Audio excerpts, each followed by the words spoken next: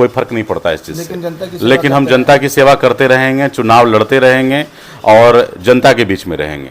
बिहार शरीफ में जब कोई मुद्दा उठता है, चुनाव आता है, सारे पार्टी के जितने भी नेता लोग हैं सब बिल्कुल एक्टिव हो जाते हैं।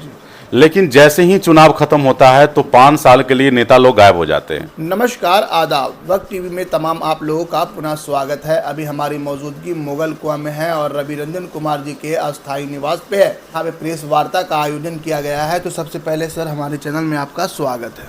सर सबसे पहले सर आपको बहुत बहुत धन्यवाद सर कि आप अपने चैनल के माध्यम से बिहार शरीफ की जनता तक हमको पहुंचने का एक मौका दिए हैं। सर, हम ये जानना चाहेंगे, आज जो प्रेस कॉन्फ्रेंस का आयोजन आप किए हैं, इसका उद्देश्य क्या है?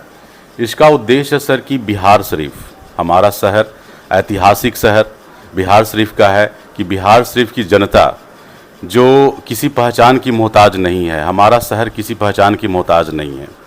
और आज हमारे शहर की जो स्थिति है, जो बदहाल की स्थिति है, शहर का कोई भी ऐसा सड़क आप ले लीजिए, चाहे वो किसी भी मोहल्ले का हो, चाहे वो वार्ड 1 से लेकर के 51 नंबर वार्ड तक, आप किसी भी जगह पे जाइए, हर गली का, हर सड़क का वो स्थिति है कि इंसान पैदल नहीं चल सकता है।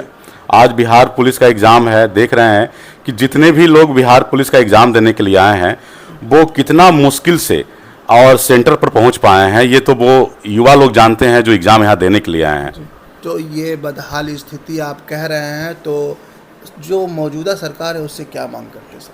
हमारी जो मौजूदा सरकार है, जो मुख्यमंत्री जी की सरकार है, उनसे हमारी ये मांग है कि आप पूरी दुनिया में विकास पुरुष के नाम से जाने जाते हैं और हम लोगों को इस बात का गर्व भी है कि हमारे नालंदा के मुख्यमंत्री जी का इतना सम्मान हर जगह पे है। लेकिन दुख हमें इस बात का होता है और आलोचना भी करनी पड़ती है इनकी कि हमारे शहर की जो आज की जो स्थिति है, 20 साल से हमारे ज़िले के मुख्यमंत्री नीतीश कुमार जी हैं, फिर भी हमारे शहर की ये स्थिति है। और उनसे हम चाहते हैं कि वो इस प्रकार से प्रकाश डालें हमारे शहर पे कि हमारी जनता, जो बिहार शरीफ की जो जनता है, उसकी समस्या उन तक आखिर क्यों नहीं पहुंच पा रही है। आखिर ऐसी क्या समस्या है कि बार बार हर जगह पे मीडिया से, धरना प्रदर्शन से लोग आवाज़ उठाते हैं, लेकिन उन तक क्यों नहीं बात पहुंच पा रही है जो हमारे शहर की ये स्थिति है। अच्छा, देखा गया है कि आप इससे पहले एमएलए का भी चुनाव लड़ चुके हैं और भी कई तरह का आप चुनाव लड़ चुके हैं, तो बिहार विधानसभा सर पे है, तो क्या इस बार आप बिहार शरीफ विधानसभा से चुनाव लड़ेंगे क्या? जी, ऐसा है सर कि चुनाव जो होता है सर, वो जनता सरकार बनाती है, नेता जनता चुनती है। ऐसे शहर में हर जगह पे नेता आपको मिल जाते हैं, ऐसा नहीं है कि शहर में बिहार शरीफ में नेता की कमी है। लेकिन जो हमारा एक सोच है बिहार शरीफ के लिए कि हम जनता के मुद्दों को उठाते हैं, जनता के मुद्दों को उठाएंगे।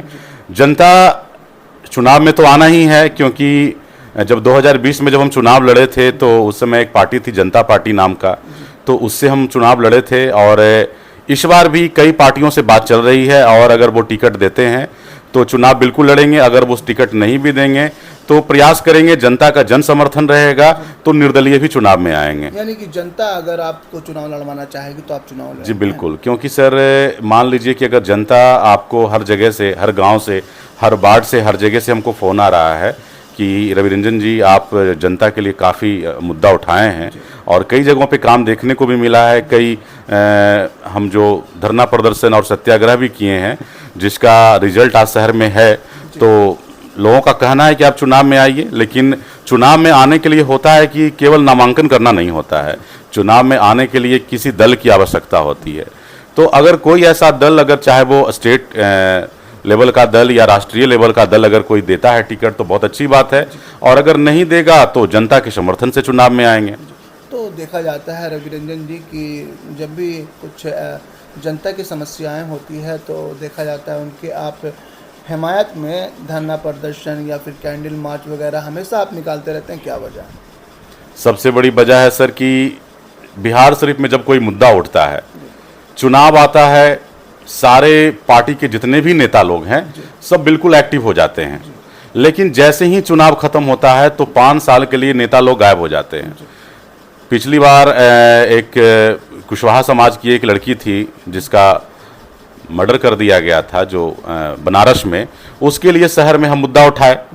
हरदेव जी की प्रतिमा जो आज हॉस्पिटल मोड़ पे लगी हुई है, हम उसके अध्यक्ष हैं उस संगठन के, और उस मुद्दा को उठाए कहाँ तक नहीं ले गए, मुख्यमंत्री जी को भेजे, राज्यपाल को भेजे, प्रधानमंत्री जी को भेजे, गृह मंत्रालय में भेजे, डीएम साहब से कई बार जाके आग्रह किए। आज आप देखते हैं कि हरदेव जी की प्रतिमा अस्पताल चौक पे लगा हुआ है, बीड़ी वर्करों के लिए धरना किए, और शहर में जल के लिए, पानी के लिए, बिजली के लिए कई बार धरना किए, स्मार्ट मीटर के लिए कई बार आवाज उठाए। जो स्मार्ट मीटर की जो समस्या है, हर जगह पे जो लोग उनका इतना 2-2 हज़ार 4-4 हज़ार बिजली बिल आएगा, और लोगों का 10,000 का कमाई है और 4,000 का बिजली बिल देंगे, नगर निगम का साल भर का टैक्स ले लेगा 4,000 5,000, तो लोग आखिर इस शहर में कैसे रहेंगे?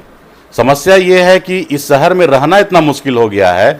नगर निगम स्मार्ट सिटी के नाम पे इतना टैक्स है, बिजली बिल का रेट इतना है, और कि रहना मुश्किल है। लगातार आप जो है ये जन सेवा करते आ रहे हैं, तो ये जो सेवा है आपका जनता के हिमायत में कब तक जारी रहेगा आपका? हमेशा के लिए सर, जब तक हम इस धरती पे हैं, जब तक हमारा जीवन है, जब तक बिहार सिर्फ से चाहे हम 50 बार चुनाव हार जाएं, चाहे हम 20 बार भी खड़ा हों, 20 बार भी जनता हरा दे, कोई फर्क नहीं पड़ता इस चीज़ से। लेकिन हम जनता की सेवा करते रहेंगे, चुनाव लड़ते रहेंगे और जनता के बीच में रहेंगे।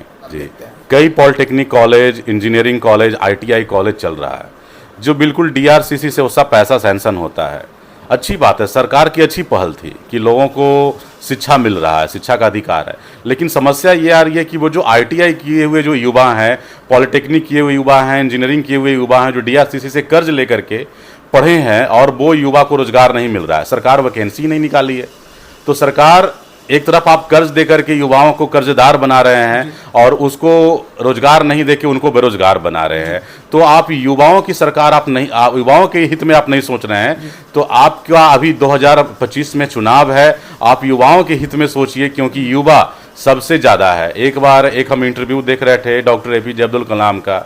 डॉक्टर APJ अब्दुल कलाम से पूछा गया कि हमारे देश का सबसे महत्वपूर्ण चीज़ क्या है, सबसे महत्वपूर्ण रिसोर्सेज क्या है। तो डॉक्टर APJ अब्दुल कलाम उस इंटरव्यू में बोले कि हमारे देश का सबसे बड़ा संसाधन हमारे देश के युवा वर्ग हैं।